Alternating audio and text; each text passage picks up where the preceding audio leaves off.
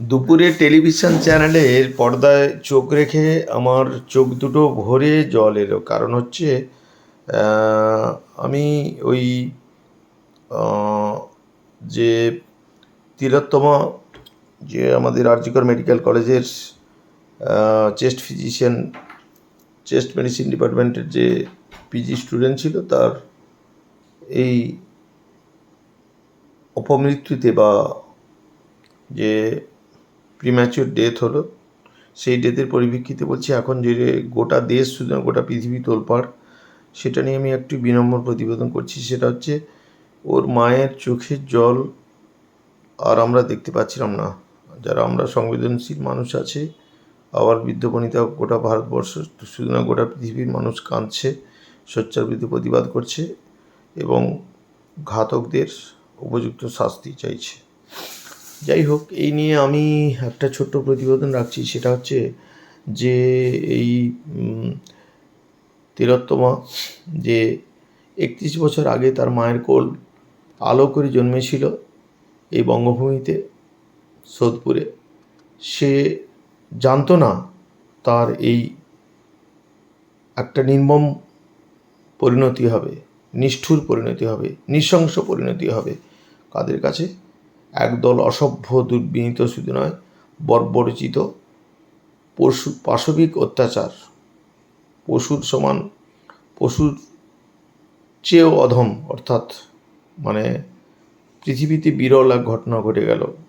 যে কর্তব্যরত অবস্থায় সে নাইট ডিউটি করতে এসে, যখন ক্লান্ত হয়ে সমস্ত মানুষ ঘুমিয়ে পড়েছে, যখন সমস্ত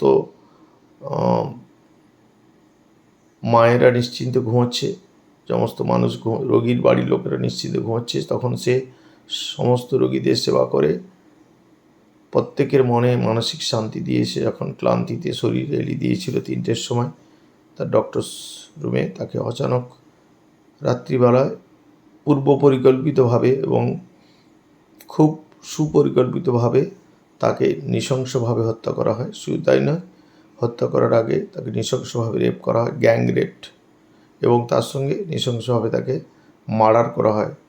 কি কত না কষ্টই পেয়েছে।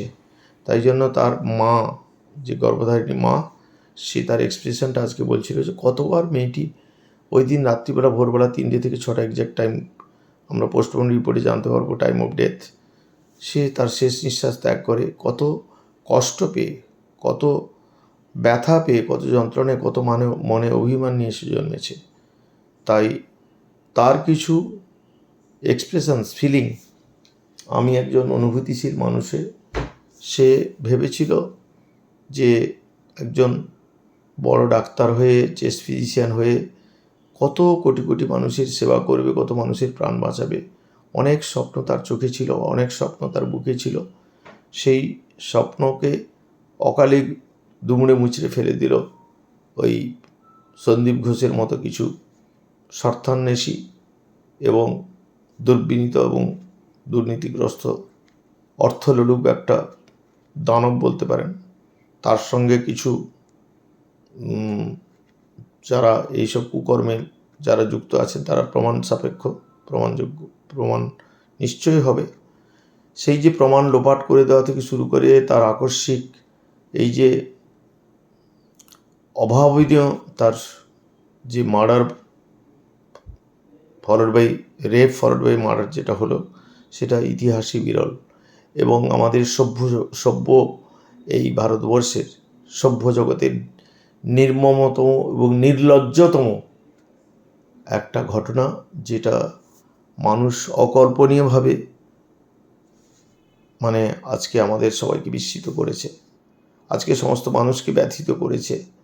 তার সঙ্গে আজকে হাজার হাজার কোটি কোটি মানুষ, গোটা বিশ্বের মানুষ কাঁদছে, সোচ্চার প্রতিবাদ করছে, অন্যায়ের প্রতিবাদ করছে। আমাদের দেশের প্রশাসন, আমাদের রাজ্যের প্রশাসন, law and order totally destroy হয়ে গেছে। সেই জায়গা দাঁড়িয়ে আমাদের বঙ্গভূমিতে, যেটা নিয়ে আমাদের কালচারের সর্বত্র আজকে এই বিশ্ব দরবারে আজকে নারীদের যে আলাদা মর্যাদা, যে হেরিটেজ সম্মানে সম্মানিত, সেই বঙ্গভূমিতে আজকে কলুষিত করলো। আজকে তার নামকে ভুলুণ্ঠিত করে মাটিতে লুটিয়ে দিল। কয়েকজন এই স্বার্থান্বেষী দুষ্কৃতী লোক বলবো না, এরা একটা পশুর চেয়ে অধম, মানে নরাধম যাকে বলে, মানে নর্দমার কীটের মতো সেই লোকগুলো আজকে এই ফুলের মতো শিশু মেয়েটিকে অকালে প্রাণ দিতে হলো। তো আজকে আমি তার সে মেয়ের আর্তনাদ থেকে আমার মনে হচ্ছে মেয়ের কিছু অব্যক্ত যন্ত্রণা যেন ফুটে উঠেছে। সেটা অনুভূতিতে ওর মায়ের বুক ফাটা কাঁদা আর চাপা অভিমান অনুভূতি আর বিদ্রোহ মন, তার বাবা মার যে বিদ্রোহী মন। এখনও আজকে এতদিন হয়ে গেল তো কই কারুর নিশানা নেই। কে আমার মেয়ের ঘাতক, যার যেটুকু আশা নিয়ে আমরা দুজন বুক বেঁধে বেঁচে আছি, সেই সন্তানটুকুর জন্য, যে আমাদের কোলের স্নেহের দুর্লভ নির্যাস, যার শ্বাস প্রশ্বাসে আমাদের শ্বাস প্রশ্বাস চলতো, যাকে ঘিরে আমাদের স্বপ্ন তীরে তীরে করে আমার সেই মেয়েটিকে তার বাবা মা তাদের কত কষ্ট করে তাকে আজকে ডাক্তার তৈরি করেছিল, কত কোটি কোটি মানুষের সেবা করতো, তার সবার স্বপ্ন, ভারতবর্ষের মানুষের স্বপ্ন একজন রত্নকে আজকে হারালো। সেই মেয়েটির চাপা কান্না, মা তুমি, তোমার যখন গর্ভে আমি ছিলাম, জঠরের মধ্যে ছিলাম, কি নিশ্চিন্তে ছিলাম মা। তখন তো কোনো সময় মনে হয়নি আমি ইনসিকিউর, আমি আনসেফ। তখন তুমি তোমার ইউটেরাসের ভিতর সেই অ্যামনিওটিক ফ্লুইডে ঘেরা, তা অ্যামনিওটিক স্যাকের ভিতরে ইউটেরাসের ভিতরে কি সুরক্ষিতই ছিলাম।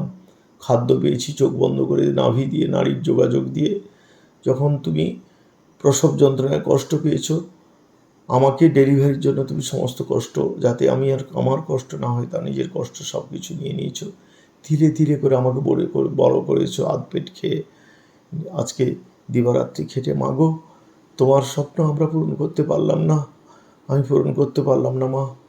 তবে একটা কথা বলছি মা, আমি ভীষণ ভীষণ ভীষণভাবে আমি এই নিরাপত্তার অভাব অনুভব করেছি। নিরাপত্তা কিছু তোমাদের প্রেশার সুগার বেড়ে যাবে বলে আমি অব্যক্ত যন্ত্রণা, আর আমি অন্যায়ের সঙ্গে কম্প্রোমাইজ করতে শিখিনি মা।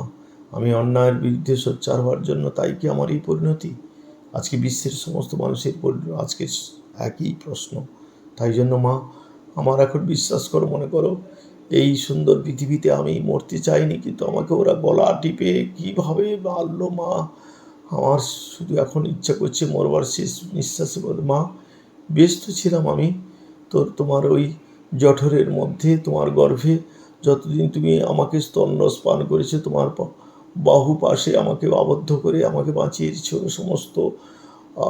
সমস্ত ন্যাচারাল ক্যালামিটিস থেকে, সমস্ত রোগ প্রতিরোধ থেকে, সমস্ত রকম আমার আনইভিল পাওয়ার্স থেকে তোমরা কত সুন্দরভাবে আমাকে বাঁচিয়েছো, আমাকে রক্ষা করেছো মা।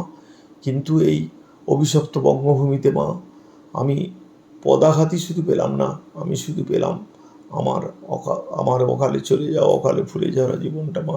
তোমাদের স্বপ্ন পূরণ করতে পারলাম না। তাই মা, আমি তোমাকে শেষ নিঃশ্বাসটুকু ছাড়ার আগে মাগো, তোমার মতো মা যেন পরম জন্মে পাই, তোমার গর্ভেই যেন আমি জন্মাই। কিন্তু একটা অনুরোধ ভগবানকে বলছি মা, আমি যেন বঙ্গভূমিতে না জন্মাই, কিংবা ভারতবর্ষে না জন্মাই।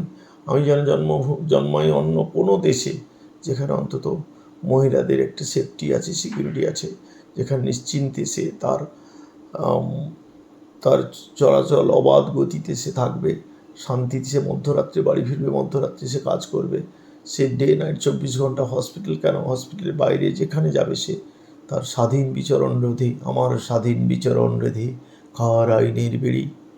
সেরকম একটা জগতে, সেরকম একটা দেশে মাগো, আমার যেন জন্ম হয় তোমার জঠরের মধ্যে, তোমার গর্ভেই আমি জন্ম নেব। ডাক্তার হয়েই আমি তোমাদের এই অপূর্ণ স্বপ্ন আমি সত্যি করবো মাগো। মা, তুমি আমাদের মা বাপি, তোমরা আমাকে ক্ষমা করে দাও। সমস্ত ভারতবাসীর কাছে আমি আজকে কৃতজ্ঞ।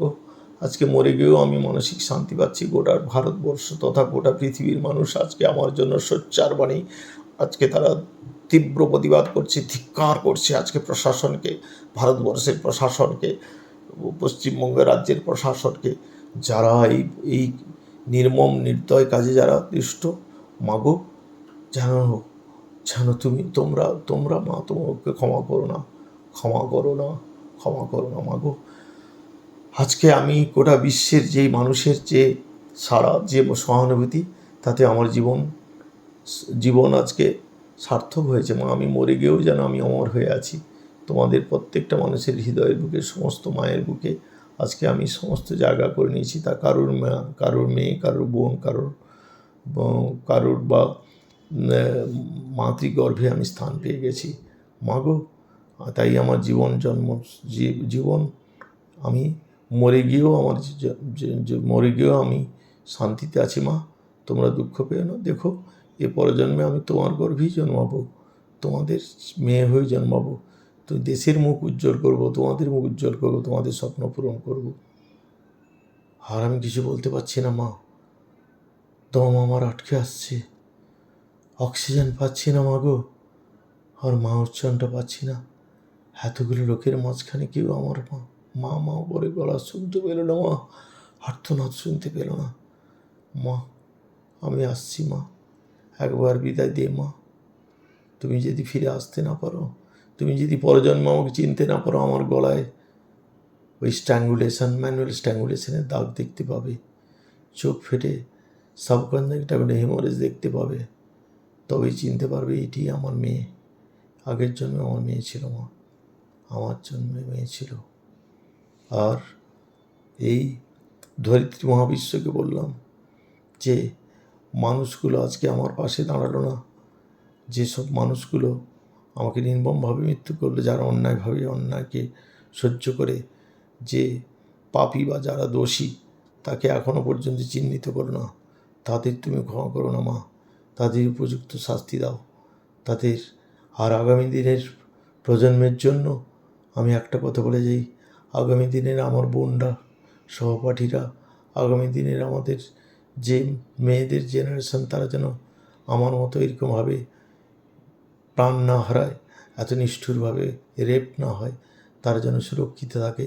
তাই আমার জীবন সমর্পণ করে আমি আগামী দিনের মেয়েদের সেফটি, সিকিউরিটি আজকের জন্য বলি হয়ে গেলাম, শহীদ হয়ে গেলাম। জয় হিন্দ, বন্দে মাতরম, জয় ভারত মাতা, জয় পৃথিবী, জয় পৃথিবীর সমস্ত মানুষের চরণে আমার আত্মসমর্পণ এবং আমার শ্রদ্ধার্ঘ্য। ইতি তিলোত্তমা।